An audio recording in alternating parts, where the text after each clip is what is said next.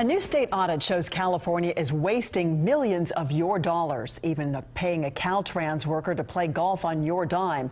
Tonight, lawmakers say it is time to cut the waste. They appear to be arrogant, sloppy, and mismanaged. Caltrans just one of the agencies investigated by the state auditor for improper activities. KCRA 3's Mike Lurie shows us what he has uncovered and how this investigation all started, Mike. That's right, Colson. You know, it all began with state workers concerned about wrongdoing they saw with their own eyes. Now, under California's Whistleblower Protection Act, they can report their findings to the state auditor, who found more than $4 million in waste at more than half a dozen state agencies.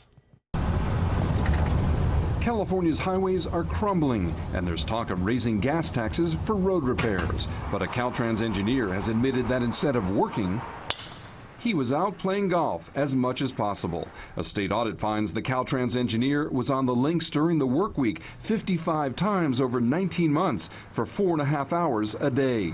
And a Caltrans supervisor approved his timesheet. You've got a supervisor that's not doing his job, and you've got employees that are playing golf.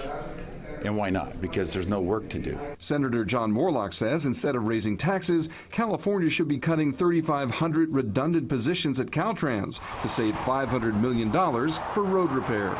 They appear to be arrogant, sloppy, and mismanaged. Caltrans had this reaction today to the state audit. It's not acceptable, it's not funny, and it's not something we're going to put up with. Caltrans says the engineer has retired, but the department was also cited in the audit for losing money for taxpayers. Caltrans undercharged wireless communication companies on the space they rented for their cell phone towers near freeways. We calculated that they have lost out in close to $900,000. Caltrans could have gotten a much better deal for taxpayers. What's being done to address that? We're getting the money back. We're rebilling them for the money that they weren't charged. But the biggest waste of money took place inside prison walls, where the California Correctional Healthcare Services Agency paid $3.2 million for electrical work. The money went to a contractor who did nothing more than process the invoices of the subcontractor. We agree with all of the audit recommendations. The audit found many of the billings were vague, but the department paid for them anyway. We believe that there are some billings that should have provided more specificity. We have taken those recommendations to heart. We have provided training to all of our staff to make sure in the future that the billing is clear.